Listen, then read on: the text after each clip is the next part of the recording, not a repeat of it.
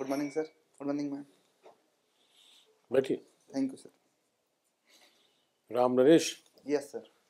3 बार आपने इंटरव्यू दे रखा है, यस सर। क्या समस्या रह जा रही है? सर मुझे लगता है कि इंटरव्यू के स्तर पर मुझे काफ़ी दिक्कतें आ रही है। क्यों? सर लगता है कि जो एक कम्युनिकेशन स्किल है या फिर जो कॉन्फिडेंस है वो थोड़ा कम रहा है मेरा, क्योंकि उससे पहले कभी कभी ऐसा इंटरव्यू दिया नहीं है कभी। तो मेरा फर्स्ट इंटरव्यू थे स्टार्ट। तो इस बार इंटरव्यू देने के पहले क्या ऐसा किया है जिससे कम्युनिकेशन स्किल आपका बेहतर हो? मुझे लगता है कि इस बार मैं काफ़ी कॉन्फिडेंट हूँ, क्योंकि इस बार मैंने कंटेंट तैयार किया अच्छे से, क्योंकि सर नॉलेज से काफ़ी कॉन्फिडेंस आया मुझे। उसके अलावा सर मुझे लगता है कि मैंने जो मेरे बोलने की जो पिच है और उस पर जो एक वॉल्यूम उसमें उस पर काम सुधार हुआ किया है। है। Yes sir. That's good, let us hope for the best. Thank you sir. और आपने लिटरेचर में नेट जेआरएफ भी क्लियर कर रखा है जी सर। ना? तो शिक्षण में आपकी रुचि नहीं है?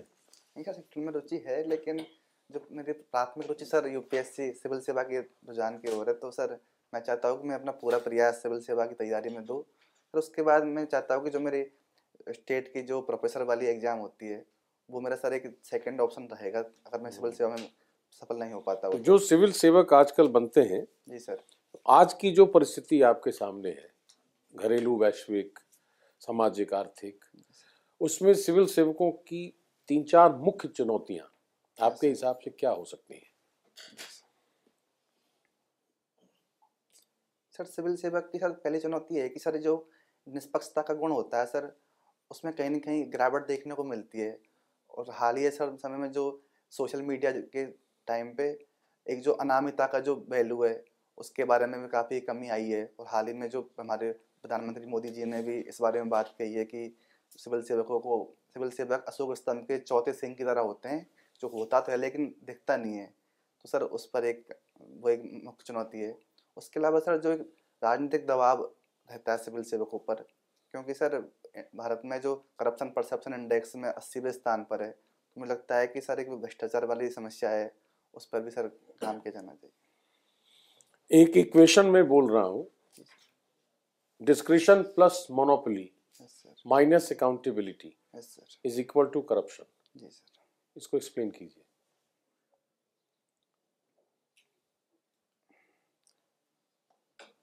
सर डिस्क्रिशन का अर्थ है विवेकाधीन शक्ति।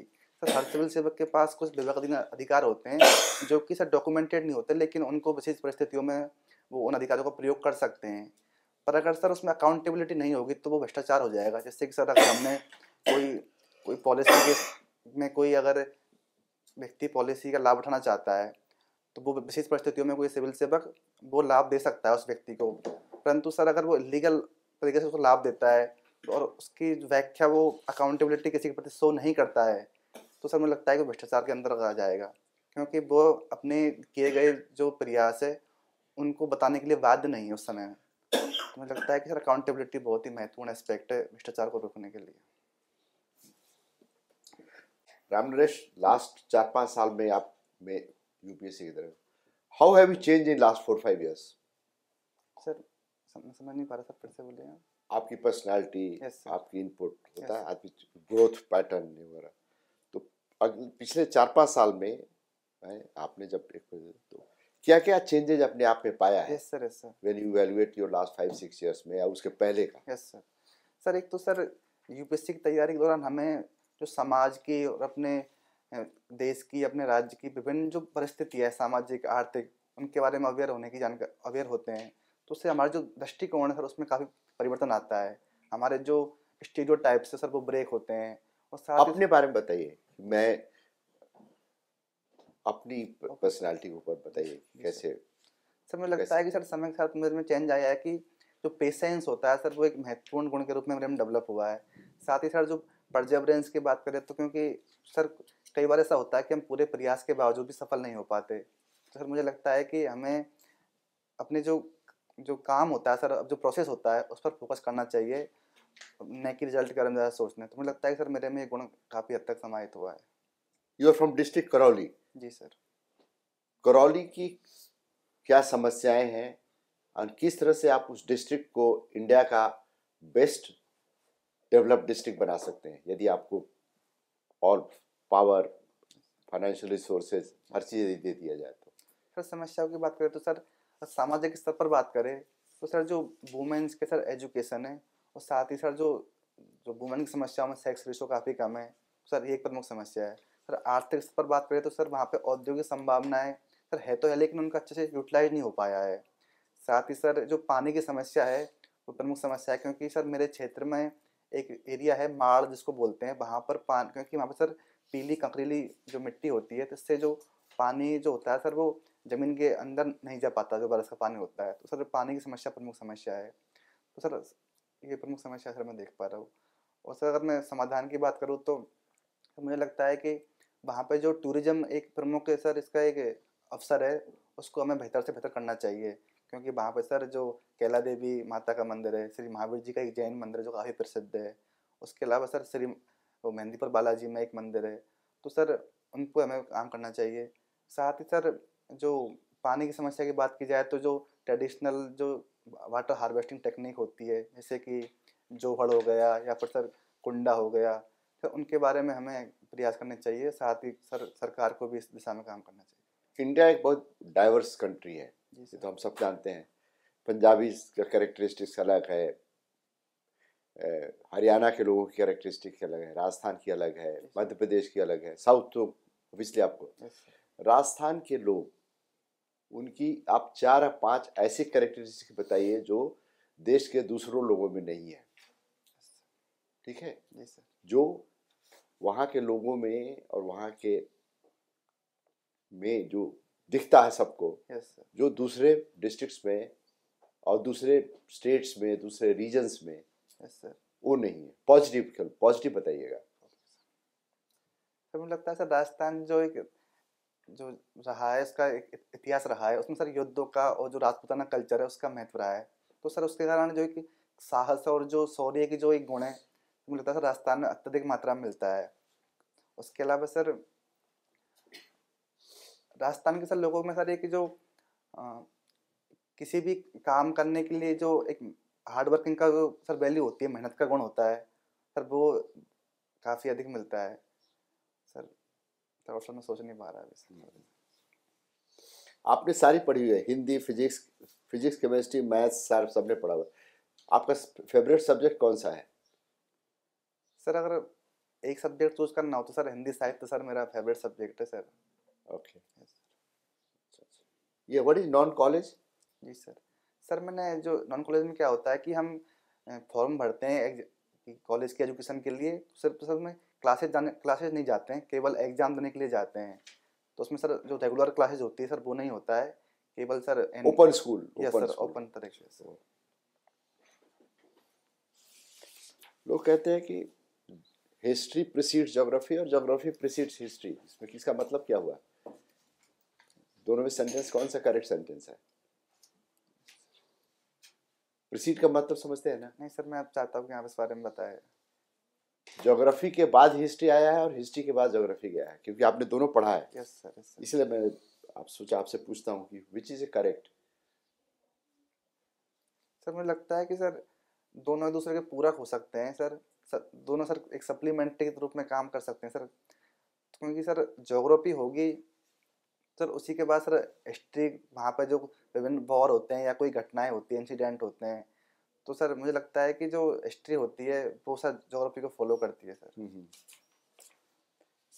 ये जो लड़ाई चल रही है इजराइल और हमास के बीच में, उसके बारे में कुछ ध्यान रखते हैं कुछ? जी सर। क्यों शुरू हुआ है लड़ाई, क्यों शुरू हुआ, क्या इसका कोई रीजन बताइए? Yes sir.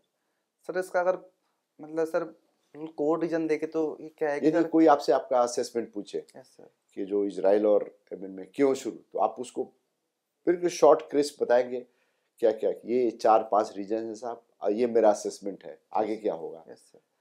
सर जो फिलिस्तीन जो एक वहाँ पे इजराइल के अंतर्गत एक स्टेट है सर, वो एक अलग नेशन की डिमांड करता है, और सर उनके बीच में एक बहुत ही हिस्टोरिकल रूप से कंफ्लिक्ट चलता आ रहा है। तो सर हमास चाहता है कि इजराइल फिलिस्तीन को अलग राज्य का स्टेट का दर्जा दे, अलग नेशन का दर्जा दे। तो सर उसके लिए हमास जो इजराइल पर दबाव बनाने के लिए इस तरह की जो प्रयास कर रहा है, तो सर वो उसका मुख्य रीजन है। और सर उसी के बाद सर जो वैश्विक धड़ा है वहाँ पर, जैसे यूएसए जो इजराइल को सपोर्ट करता है, साथ ही यमन में हूती विद्रोह है, वो सर हमास को सपोर्ट कर रहे हैं। तो सर इससे सर जो युद्ध का एक जो युद्ध सर व्यापक रूप में थोड़ा बढ़ रहा है सर। आपके घर में फौजी हैं? नो फौजी सर, नहीं सर। आपके गांव में होंगे, राजस्थान में तो भरे पड़े हैं। हाँ सर, लेकिन जिस चुरू एरिया और उस जो सिक्कर, इसमें तो सारे हर घर में कम से कम 10-10 फौजी बैठे हुए हैं। आपके यहाँ है कोई फौजी? नहीं सर, जिस जिस क्षेत्र से सर मैं बिलोंग करता हूँ वहाँ पर सर ये थोड़ा कल्चर अभी सर कम है सर। हैं?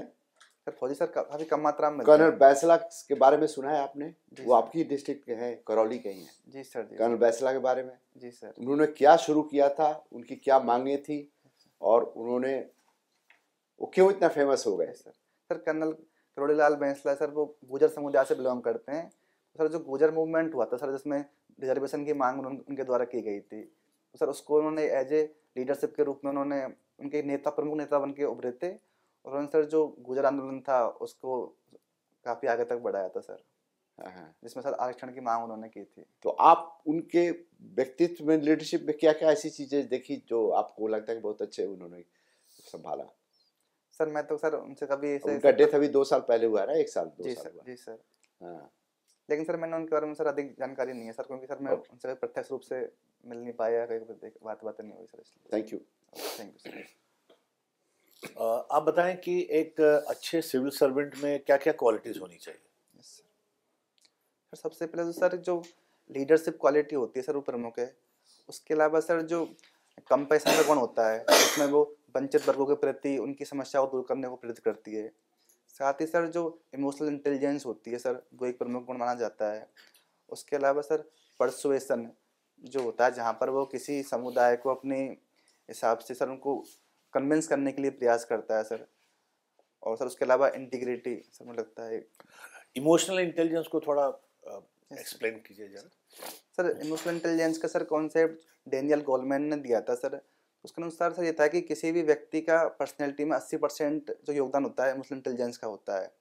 इसका अर्थ ये है कि सर कोई भी व्यक्ति सामने वाले व्यक्ति की भावनाओं को समझता है और उसको मैनेज करता है, साथ ही स्वयं की भावनाओं को समझना और उसका मैनेजमेंट करना, सर वो इमोशनल इंटेलिजेंस के अंतर्गत आता है सर।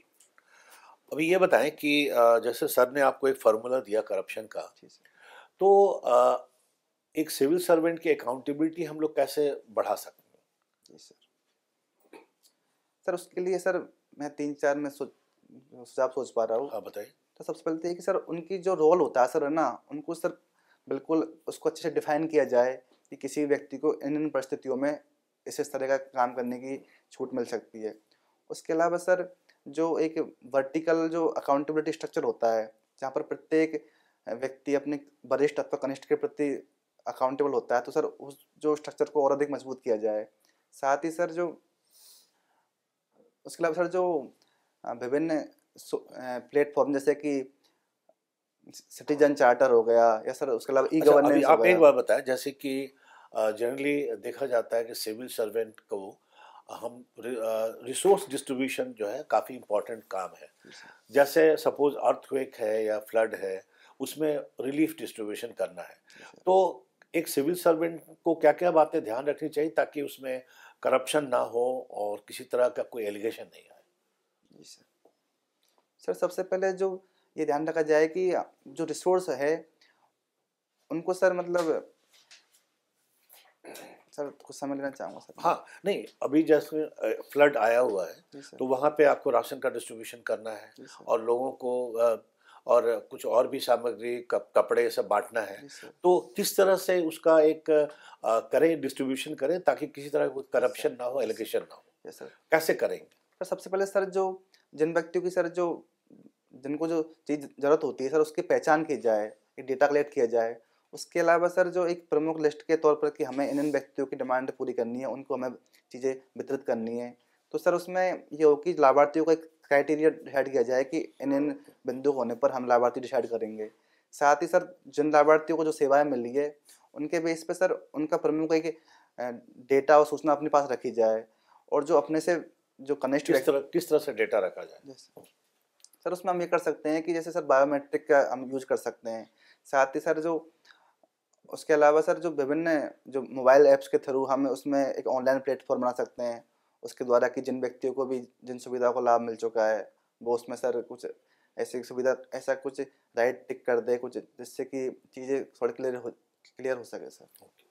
ये बताएं कि प्रजातंत्र में प्रेस का क्या रोल है और एक सिविल सर्वेंट को प्रेस को कैसे हैंडल करना चाहिए? सर मुझे लगता है सर कि प्रेस होता है कि वो एक चौथा स्तंभ के रूप में देखा जाता है प्रजातंत्र में, क्योंकि सर वह लोगों को अवेयर करता है विभिन्न चीज़ों के प्रति, एक दृष्टिकोण प्रदान करता है। साथ ही सर वो किसी भी सूचना की जो सत्यता होती है उस तक पहुंचने में हेल्प करता है, तो इससे सर लोग अपने बेहतर डिसीजन कर पाते हैं। तो सिविल सर्वेंट को कैसे हैंडल करना चाहिए, एक मीडिया को, प्रेस को? सर दरअसल सिविल सर्वेंट की भूमिका इसमें काफ़ी महत्वपूर्ण है, क्योंकि सर ये ज़रूरी है कि सिविल सर्वेंट मीडिया के तक पहुंच से पहले उन होमवर्क को कर ले, ताकि वहाँ पर कोई भी ऐसी असत्य घटना या कोई जो इसी घटना के सत्य होने की जांच होने के बाद ही उसको मीडिया में या तो रिपोर्ट करे। उसके अलावा सर मीडिया को इस तरह से यूज कर सकता है कि वह कोई भी ऐसा कोई आंदोलन है या फिर किसी भी कोई मुद्दा है, तो उसके प्रति जो उसकी बेसिक जो रिक्वायरमेंट होती है, जैसे कि सर ऐसा ना हो कि उसकी कोई गलत सूचना के बारे में मीडिया उसको रिपोर्ट करे। तो सर इस संदर्भ में मुझे लगता है कि सर सिविल सर्वेंट को मीडिया का बहुत ही सावधानी से यूज करना चाहिए सर। बहुत ही सावधानी से सर यूज करना चाहिए। सावधानी से मतलब किस तरह से यूज करना चाहिए? सपोज आप जिस डिस्ट्रिक्ट में है, इंचार्ज है, वहाँ पे किसी तरह के कोई आंदोलन चल रहा है या कोई लॉ एंड ऑर्डर सिचुएशन है, तो आप मीडिया को कैसे इस्तेमाल करेंगे? सर उसमें यह है कि सर मीडिया से अपील की जाए कि जो आंदोलन है उसके जो भी सर बिल्कुल प्रमुख ऐसे तथ्य है जो सच में है, तो सर उन्हीं को रिपोर्ट किया जाए, न कि उसके बारे में किन्हीं अफवाहों पर बल दिया जाए।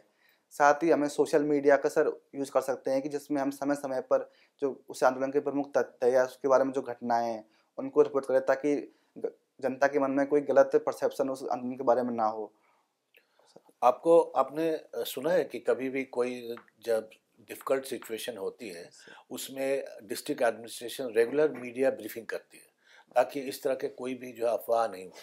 तो रेगुलर मीडिया ब्रीफिंग से आपको जो सत्य है वो पब्लिक तक पहुंच जाएगी। अगर आप मीडिया ब्रीफिंग रेगुलर रूप में नहीं होगी तो सब झूठ ही फैलेगा। Thank you. राम नरेश, आपने IIT JEE एग्ज़ाम क्वालिफाई किया हुआ है? जी सर। उसके बाद आपने BA कर लिया? जी सर। क्यों IIT क्यों नहीं गए आप? नहीं सर, मैं IIT गया था सर, वहाँ पे सर मैं लगभग 10-11 महीने रहा भी था, लेकिन सर एक्चुअली क्या हुआ कि सर मेरे घर पर पेरेंट्स को कुछ मेडिकल दिक्कतें हो गई थी। अच्छा। तो सर इसीलिए फिर बाद में मैंने जो कॉलेज भी किया तो सर वो मैंने नॉन कॉलेज किया था ताकि मैं घर पर रह सकूँ उनके लिए, क्योंकि सर घर पे क्या है कोई कौन सा ब्रांच लिया था आपने? सर इलेक्ट्रिकल ब्रांच लिया था। उसके बाद फिर आपने नेट भी किया हुआ है, तो इंजीनियरिंग और टीचिंग दोनों को छोड़कर फिर आप सिविल सर्विसेज की तरफ? नहीं सर, सिविल ये सर्विस चौथा इंटरव्यू होगा आपका? सर तीसरा इंटरव्यू होगा। अच्छा, उसके बाद साहित्य ने आपको खींच लिया अपनी तरफ? जी सर। हाँ जी सर। अच्छा, तो अगर आपसे पूछा जाए कि इतिहास और साहित्य में क्या संबंध है, तो इसे कैसे बताएंगे? सर इस संबंध में सर मुंशी प्रेमचंद जी का एक प्रमुख कथन है कि सर इतिहास में सिर्फ तथ्य सही होते हैं, घटनाएं सत्य नहीं होती। सर मैं समझा नहीं। तथ्य सही होते हैं, घटनाएं सही नहीं होती? नहीं सर, एक सेकंड, घटनाएं माया है। सर फिर सर मैं अपनी बात को सत्य रखता हूँ। अच्छा। सर उनका कहना था कि इतिहास में केवल तिथियां सत्य होती है, बाकी सब झूठ होता है। उसके अलावा तिथियां या स्थितियां? सर तिथियां जो डेट्स होती है। डेट्स। इसके अलावा साहित्य में जो तिथियां होती है वो सही नहीं होती, बाकी सब सच होता है। तो उसका मतलब ये है कि जब हम साहित्य पढ़ते हैं तो उसमें कोई भी हम काल्पनिक घटना या कोई किसी के बारे में बात करते हैं, पर उस घटना या जैसे उपन्यास हो गया, कोई कहानी हो गई, तो सर उपन्यास कहानी में हम उस समय की सामाजिक मुद्दों और उस समय के सामाजिक जो भी कुछ इशू रहे हैं, उसके अलावा वहाँ के जो व्यक्ति के मन में जो क्या चल रहा है, उनके आंतरिक मन की बातों को हम समझ पाते हैं। लेकिन सर इतिहास में अगर हम बात करें तो जैसे हम मानते हैं कि सर कोई युद्ध हुआ, लेकिन उस युद्ध के समय में उस व्यक्ति के मन में क्या क्या विचार चल रहे थे और साथ ही उनका सामाजिक दृष्टिकोण क्या था, तो सर इन चीज़ों को हम इतिहास में जान नहीं पाते। चलिए, गुड। अगर आप चूंकि राजस्थान के हैं, मैं आपसे अनायास ऐसे पूछ लूं कि राजस्थान का इतिहास के बारे में 2 मिनट में आप मुझे बताइए। जी सर। सर राजस्थान का सर इतिहास सर बहुत ही उज्जवल रहा है, क्योंकि सर उसमें कई निर्णायक घटनाएं हुई है। जैसे सर जो तराइन का युद्ध हुआ था सर मोहम्मद गोरी और पृथ्वीराज चौहान के बीच में, जो कि सर भारतीय इतिहास के लिए भी एक प्रमुख घटना बनकर रह गया था। उसके अलावा सर जो मेवाड़ और मारवाड़ का इतिहास रहा है वो काफ़ी सर समृद्ध रहा है, जिसमें सर महाराणा प्रताप, महाराणा कुंभा और महाराणा सांगा, और साथ ही उनके जो मुगलों के साथ संबंध थे, उन्होंने सर भारतीय इतिहास को भी काफ़ी हद तक प्रभावित किया है सर। तो अभी आपसे मैंने पूछा था इतिहास और साहित्य का जो संबंध है, जी सर। और उसमें आपने मुंशी प्रेमचंद को इन्वोक करते हुए कुछ बात अपनी रखी। उसके बाद दूसरा सवाल जिसमें मैं रिफ्लेक्टिव तरीके से आपसे पूछ रहा था कि राजस्थान का इतिहास बताइए, तो उसमें तो इतिहास जीत गया, साहित्य दब गया। आपने युद्ध के अलावा कुछ और बताया ही नहीं राजस्थान के बारे में। तराई से शुरू किया, फिर बीच में एक और युद्ध किया, फिर अंत भी युद्ध से ही कर दिए। कहाँ गया साहित्य? इतनी खराब स्थिति है साहित्य की इतिहास लेखन में। आपने साहित्य को तो यूज ही नहीं किया राजस्थान का इतिहास बनाने में, जबकि आपकी सोच है कि इतिहास और साहित्य में बहुत अच्छा अन्योन्याश्रय संबंध है। सर मैं आपसे चाहूँगा, लेकिन सर मुझे लगता है सर साहित्य सर काफ़ी महत्वपूर्ण भूमिका निभाता है सर इस संदर्भ में सर। और सर राजस्थान की साहित्य के इतिहास की बात करें तो वहाँ पर सर जैसे कि कवि बिहारी, उसका सूर्यमल मिश्रण और सर कन्हैयालाल सेठिया जैसे साहित्यकार हुए हैं, जिन्होंने सर राजस्थान की जो विभिन्न जो कल्चर है उसको और अनेक मुद्दों को इतिहास में साहित्य से इतर भी, जब साहित्य था ही नहीं, स्रोत के तौर पर हमें उपलब्ध है नहीं, वो भी तो इतिहास है। जो आप बताते हैं कि तिथियां हैं और कुछ नहीं है इतिहास में, तिथियां ही सही है। तो उस दृष्टिकोण से प्रागैतिक काल इतिहास भी राजस्थान का रहा है, कुछ ताम्रपाषाणीय संस्कृतियां रही हैं, वो बिल्कुल आपके रडार से बाहर है। सर मैं आपसे चाहूँगा सर, लेकिन वो भी एक राजस्थान के इतिहास का सर एक प्रमुख हिस्सा है सर। हड़प्पा काल के कुछ राजस्थान के साइट्स आप बता सकते हैं? Yes sir. सर जैसे सर कालीबंगा हड़प्पा का सर सबसे प्रमुख साइट है, जो कि गए हैं कभी? कालीबंगा राजस्थान में ही है? नहीं सर, मैं सर कभी नहीं। अच्छा, एक सवाल के जवाब में आपने कहा लीडरशिप स्किल बहुत ज़रूरी होता है सिविल सर्वेंट्स के। आप मान लीजिए प्रवृत्ति, आपकी व्यक्तिगत प्रवृत्ति लीडर की नहीं है, जी सर, आप लीडर नहीं बनना चाहते, तो उसका भी कुछ मज़ा है जिंदगी में। I don't want to be a leader, I want to be a common person, I want to be a follower. What are the advantages of being not a leader? आप अपने आप को किस कैटेगरी में डालते हैं? आप लीडर बनना चाहते हैं या आपको लगता है कि नहीं, लीडरशिप करने दो किसी को? कई क्रिकेट के बहुत उत्कृष्ट खिलाड़ी हुए हैं जो जिन्हें कैप्टन बना दिया जाता है तो उनका बैटिंग भी खराब हो जाता है, लेकिन अगर कैप्टनसी हटा दिया जाए तो धड़ाधड़ सेंचुरी मारते हैं। सर मुझे लगता है कि सर कई व्यक्तियों में ये जो लीडरशिप का गुण होता है सर इनहेरिटेंट होता है कि किसी व्यक्ति में, जैसे लीडरशिप इज इनहेरिटेड ट्रेट। लेकिन सर इसके जो मूल्य होते हैं वो सीखे भी जा सकते हैं समय के साथ। हालांकि कुछ चीजें आप बताइए प्रवृत्ति के तौर पर आप क्या हैं? एक लीडर हैं या you are a born leader? और लीडर, हाँ, लीडर आपके लिए बहुत महत्वपूर्ण नहीं होता है लीडरशिप क्वालिटी में? नहीं सर, मुझे लगता है कि लीडरशिप ऐसा, इस बारे में मैंने कभी ऐसा कुछ मुझे कोई माध्यम नहीं मिला कि जहाँ पर मैं इस चीज़ को जांच कर सकूँ कि मैं लीडर हूँ। लेकिन मुझे लगता है कि सर मुझ में ऐसे मूल है जो अच्छे लीडर में हो सकते हैं, और लगातार मैं सर उन गुणों को अपने में शामिल करने का सर प्रयास करता रहता हूँ। आपने अभी तक मुझे नहीं बताया कि फॉलोअर होने के क्या फायदे हैं। You can be a very good professional and yet not choose to be a leader. Kapil Dev और इमरान खान को एक साथ बिठाकर पूछ दिया जाए कि प्रधानमंत्री बनोगे कि नहीं, दोनों का जवाब अलग होगा, लेकिन शानदार दोनों गेंदबाज थे, शानदार ऑलराउंडर थे दोनों। सर अगर नॉन फॉलोअर की और फॉलोअर होने के सर फायदे में देख पा रहे हो तो सर ये है कि उससे व्यक्ति सर उसको एक रास्ता हमेशा तैयार मिलता है सर, वो खुद स्वयं उन परेशानियों से जूझ नहीं पाता, क्योंकि ओपन जेल क्या होता है? ओपन जेल, ओपन एजुकेशन तो आपने बताया, ठीक है, ओपन जेल क्या होता है सर? ओपन जेल सर मतलब बिल्कुल मुझे एग्जैक्ट सर में याद नहीं है, लेकिन उसमें सर ये होता है कि एक जो विभिन्न कैदी होते हैं जेल के अंतर्गत, उनको सर एक बिल्कुल किसी स्ट्रिक्ट माहौल में रखने के बजाय एक खुला माहौल दिया जाता है, और जो उनकी रचनात्मक कौशल होता है सर उनका लाभ भी वहाँ उठाया जाता है। जेल में रखकर खुला माहौल दे दें तो फिर जेल क्या हुआ? नहीं सर, क्योंकि सर कैदियों का दरअसल जेल का हमारा जो प्रमुख लक्ष्य होता है सर उनमें सुधार करना। तो सर उस लक्ष्य को पाने के लिए जो कैदियों में भी कई ऐसी क्वालिटीज होती है या फिर कैसे कुछ स्किल होती है जिनका हम लाभ उठा सकते हैं और जिससे सर वो आजीविका में उनके लिए महत्वपूर्ण भूमिका निभा सकते हैं। तो सर उन चीज़ों को एक्सप्लोर करने के लिए सर ओपन जेल लगता है सर, ओपन जेल का कॉन्सेप्ट सर काफ़ी बेहतर है सर। अच्छा अच्छा, थैंक यू। राम नरेश, आपके जो एरिया है, आप जिसको बिलोंग करते हैं, आपने लिखा है राजस्थान करौली, उसमें कोई एडमिनिस्ट्रेटिव फेलियर का कोई ऐसे एग्जाम्पल आपको याद हो अपने टाइम में कि हुआ हो? ऐसा कोई लगता है कि आपको एडमिनिस्ट्रेटिव फेलियर हुआ हो, कोई इवेंट या कोई ऐसे? मैम राजस्थान में बात कर, हाँ, राजस्थान के बारे में आपके रीजन में, ओके। जहाँ से आप बिलोंग करते हैं। मुझे लगता है कि जो कुछ समय पहले जो आरक्षण का जो आंदोलन चला था तो सर मैम उसमें काफ़ी ज़्यादा हिंसा बहुत ज़्यादा हुई थी और कई व्यक्तियों की मौत भी हुई थी। उसमें जो एक कई बार मीणा और गुजर कम्युनिटी का एक कन्फ्लिक्ट बढ़ गया था, तो उसमें मैम व्यक्तियों की जो जान की हानि काफ़ी ज़्यादा हुई थी। मुझे लगता है कि मैम उस बारे में हम बेहतर तरीके से उसको डील कर सकते थे। ओके, कोई ऑल्टरनेटिव क्या तरीका हो सकता था? कैसे करते हैं आप?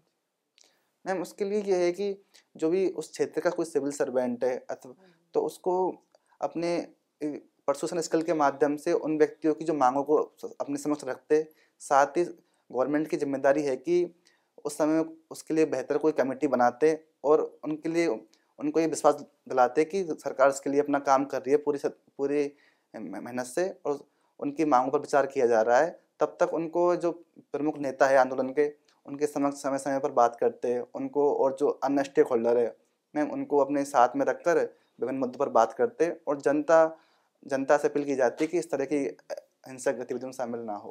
तो एडमिनिस्ट्रेशन को बेसिकली मीडिएटर का रोल प्ले करना चाहिए बिटवीन द स्टेक होल्डर्स। जी मैम, क्योंकि मैम सिविल सेवक जो होता है कि वो दरअसल उसका काम यह है कि वो विभिन्न जो स्टेक होल्डर्स, किसी भी कार्य के स्टेक होल्डर है उनको शामिल करके उनको डिसीजन मेकिंग में शामिल किया जाए ताकि एक ट्रस्ट बिल्डिंग हो सके। मैम मुझे लगता है कि वो एक प्रमुख भूमिका है मैम। आपने अपने इंटरेस्ट में लिखा है हॉबी में कुकिंग। जी मैम। कुकिंग की जो प्रोसेस होता है वहाँ पे आपको आप कौन सा आपका फेवरेट डिश है जो आप बनाते हैं? मैम वैसे राजस्थानी क्यूजन में जो दाल बाटी चूरमा होता है मैम वो काफ़ी मतलब अच्छा क्यूजन। ठीक है, जो जो आप बनाते हैं एक्सपर्टीज है, आपके फेवरेट्स जो हैं उनका जो प्रोसेस है उसमें आप कौन सी चीज़ आइडेंटिफाई कर सकते हैं जो आपके कल्चर को डिफाइन करती है? मैम जैसे हम जब बाटी बनाते हैं तो उसके लिए मैम जो गोबर के उपले होते हैं उनका यूज किया जाता है। तो मुझे लगता है कि वो जो राजस्थान के जो कल्चर के जहाँ से बाटी बनना शुरू हुआ था तो वो राजस्थानी कल्चर को शो करता है मैम, क्योंकि दरअसल बाटी की शुरुआत जो युद्ध के समय से हुई थी, जहाँ पर जो सेना होती थी वो रेत के माध्यम से बाटियों को मतलब बनाती थी। तो इसलिए मैम वो जो कल्चर को रिफ्लेक्ट करता है एक तरह से उपले से बाटी बनाना। तो उसका प्रोसेस जो बनाने का प्रिपरेशन प्रोसेस है वो वहाँ का पर्टिकुलर कल्चर जी है। मैम। और क्या ज्योग्राफी को रिफ्लेक्ट करता है? कोई भी डिश ले लीजिए। ओके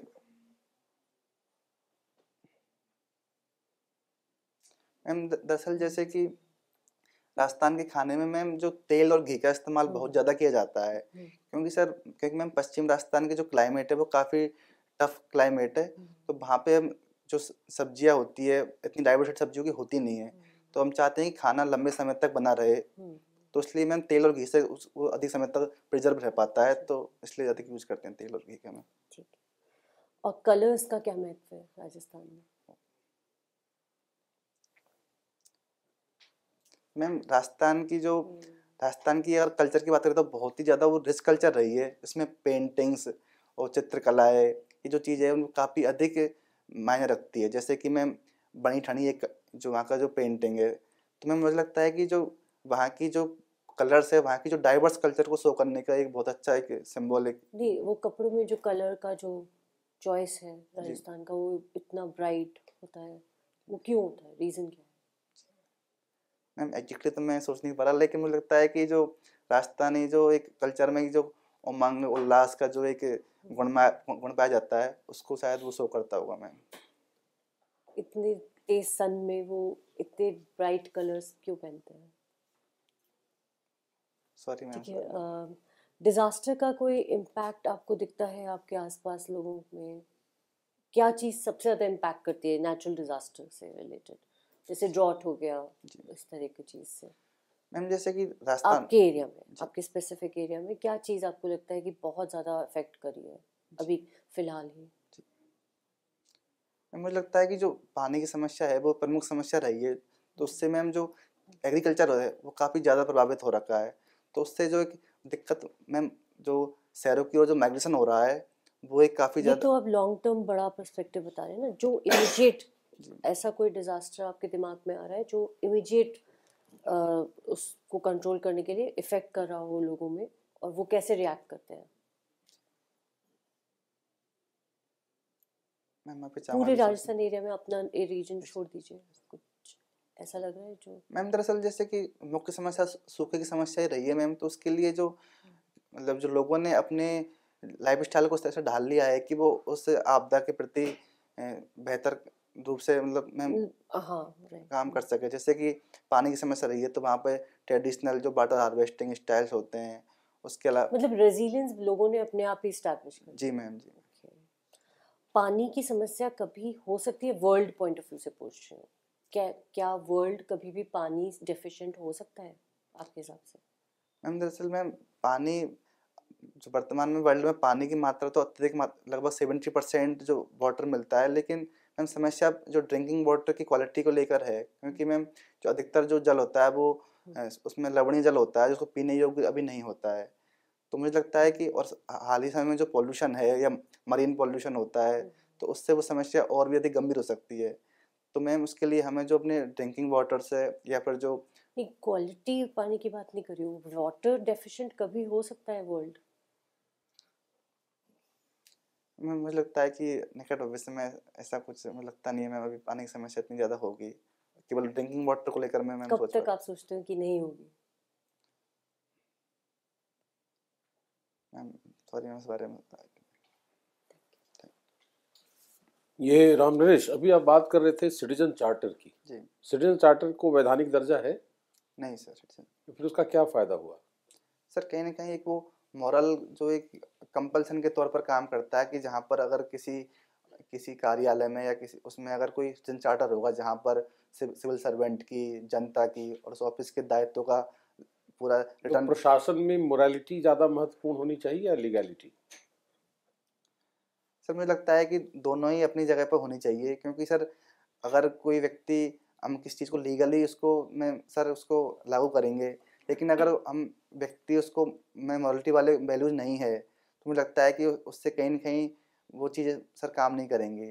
तो मुझे लगता है कि सर बेहतर तो ये हो कि व्यक्ति अपने स्वयं की उनमें मॉरल वैल्यू डेवलप हो, ताकि वो स्वयं उनके लीगल जो कंपल्सन है उसका कम से कम उनको काम कर उनको यूज में लाया जाए, ताकि वो स्वयं ही अपने कर्तव्यों के प्रति जागरूक हो सके। ठीक है Ramesh, thank you. Thank you.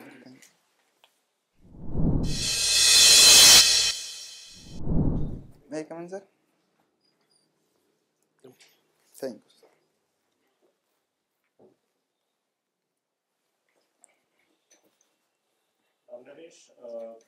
दो तीन ऑब्जर्वेशन जो हम सबों ने पाया, एक तो आपको अपने डोमेन एरिया में भी, हालांकि आपका जो बायोडेटा है उसमें आपका डोमेन एरिया पता करना उतना आसान है नहीं। आईआईटी जेईई छोड़कर आप हिंदी में आ गए, तो या तो हिंदी के प्रति आपका आकर्षण आपके कंटेंट में दिखना चाहिए, वैसा दिख नहीं रहा है। ठीक है, कई रिफ्लेक्टिव आंसर्स जो हैं, रिफ्लेक्टिव आप समझ रहे हैं, मतलब जो आपने पढ़ा नहीं है लेकिन पढ़ने के बाद स्वतः उस तरीके के आंसर आपको देने चाहिए। ठीक है, जो आप अपने खुद प्रोसेस कर कर आंसर देते हैं, वहाँ बहुत इनकन्सिस्टेंसी है। अगर कोई साइकोलॉजी बैकग्राउंड का कोई पैनल पर बैठा हुआ होगा तो वो तुरंत भांप लेगा इस बात को। जो आपका एटीट्यूडनल प्रीडिस्पोजिशन है और जो आपका कंटेंट है आंसर्स का, उसमें मिसमैच है। वो उभर कर आया लीडरशिप वाले क्वेश्चन पर, वो उभर कर आया इतिहास साहित्य वाले क्वेश्चन पर। ठीक है, तो जो आप आंसर देते हैं उसका रिफ्लेक्टिव वे में वो आंसर परिलक्षित नहीं होता है, that's a major deficiency that you have to work on. ठीक है, ओवरऑल आपकी पर्सनालिटी बहुत प्रेजेंटेबल है, और आपका जो एकेडमिक क्वालिफिकेशन है वो भी अच्छा है। आप नेट क्वालिफाइड हैं, IIT JEE क्वालिफाइड हैं, तो आपसे अपेक्षा थोड़ी ज़्यादा रहेगी। कई बार आप अपॉर्चुनिटीज़ ओपन एंडेड क्वेश्चंस में होता है उसको ग्रैब नहीं करते हैं, संभवतः यही कारण रहा होगा कि आप तीसरी बार इंटरव्यू दे रहे हैं लेकिन उतना इम्प्रेस नहीं कर पा रहे हैं। तो ओपन एंडेड क्वेश्चन में सीक्वेंस बनाइए आंसर्स का कि किस चीज़ को सबसे ज़्यादा तरजीह देनी है। राजस्थान के ट्रेड्स कुछ 4-5 सर ने सबसे पहले क्वेश्चन में पूछा था, उसका उत्तर आपने जब मैडम ने पूछा तब आप 2-3 बता पाए पॉइंटेड तरीके से। जब आपने बताया कि तेल घी ज़्यादा खाते हैं, थोड़ा टफ होते हैं, उसके ज्योग्राफी पर आप कुछ बता रहे थे वगैरह वगैरह। कलर वाले पर फिर सेटिस्फैक्ट्री आंसर नहीं आया। ठीक है, तो इन चीज़ों के प्रति थोड़ा ज़्यादा सचेत रहिए और उस पर काम कीजिए। कब है इंटरव्यू आपका? 12 फरवरी को। 12 फरवरी, तो अभी है समय, ठीक ठाक समय है। तो इन चीज़ों पर मुझे लगता है कि आपको काम करने की ज़रूरत है। सर कुछ क्वेश्चन नहीं थे। राजस्थान को प्राइड के साथ बोलो यार। I don't know, I found they know state better than Rajasthan, one liner. आप समझ रहे हैं ना? तो आपके वो आना चाहिए था। वो इतनी सारी फोर्ट्स हैं आपके, फोर्ट क्यों बने हैं? क्योंकि बार बार आप सॉर्ट आउट होते रहे, इसलिए आप लोग में रेजिलियंस, आप लोग में जो आपका क्लाइमेट आपके अगेंस्ट है, आपका नो यस सर। जहाँ पे समस्याएं होती हैं वहीं पे लोग और अच्छे होते हैं। जहाँ पे सब चीज़ मिल जाता है फ्री का, वो सबसे रद्दी लोग होते हैं। इसलिए मैं पूछा कि राजस्थान के बारे में थोड़ा जोश से हमें बताइए। अपना हर चीज़ वहाँ पे है, लोग वगैरह वगैरह, थोड़ा प्राइड दिखाना चाहिए। बहुत हमने सिंपल क्वेश्चन, आपसे कोई टेक्निकल क्वेश्चन नहीं पूछा, कोई इंटरनेशनल रिलेशन नहीं पूछा, कुछ केवल राजस्थान के बारे में पूछता रहा। बैंसला बैंसला साहब जो हैं, हाँ, वो आपके किरोरी, आपके गांव के ही हैं। Yes sir. उन्होंने पूरा आपको घुमा दिया था पूरे देश को। You could have said 3-4 things, women's education, child education, health, वो 3-4 उनके हैं, वो चल रहे थे। वो तो आपको फटफट पहला 3% बताना चाहिए जो आज की डेट में गवर्नमेंट कर रही है, वही बोल रहे थे। तो थोड़ा सा उससे लगेगा कि हाँ इंटरव्यू देने आया है। Interest. Okay sir. Sir background subjects में इंग्लिश लिटरेचर मेरे वहाँ पे सर सब्जेक्ट्स है BA में, तो सर उसके बारे में अगर मतलब कितना कुछ तैयार करना है, क्योंकि सर उसमें क्या वहाँ पर सर वो क्वेश्चन उनसे फ्रेम। पहले आप लिटरेचर तो तैयार कर लीजिए, साहित्य और इतिहास उसी के ऊपर क्वेश्चन था। तो आप ऐसा बिल्कुल वाटर टाइट कंपार्टमेंट बना देते हैं कि इतिहास मतलब साहित्य का इतिहास अलग होगा और इतिहास अलग होगा, ऐसा क्यों? और युद्ध का इतिहास अलग होगा। उसको यूज कीजिए ना। मिलिट्री इतिहास है, टेक्नोलॉजी का इतिहास है, जलवायु का इतिहास है, सबको मिलाकर राजस्थान का इतिहास में आपने सीधे वार से शुरू किया। फिर जब मैंने साहित्य के बारे में पूछा तब आप फिर साहित्य का अलग से जो आपने पढ़ा हुआ है। तो जो आपने पढ़ा है और जो आपने समझ बनाई है, इसी को कहते हैं रिफ्लेक्टिव आंसर्स। तो समझ में वो दिख नहीं रहा है। तो अब जो भी आप पढ़े हैं ना उसको प्रोसेस कीजिए बेहतर। पढ़ चुके ठीक ठाक, अब आराम से शांत मन से उसको बस प्रोसेस कीजिए, एसिमिलेट कीजिए और अपने वर्बलाइजेशन में उसको यूज कीजिए। That's the best technique of preparing for personality test. You know pretty well, now express it. Okay sir. ठीक है, thank you sir. Thank you.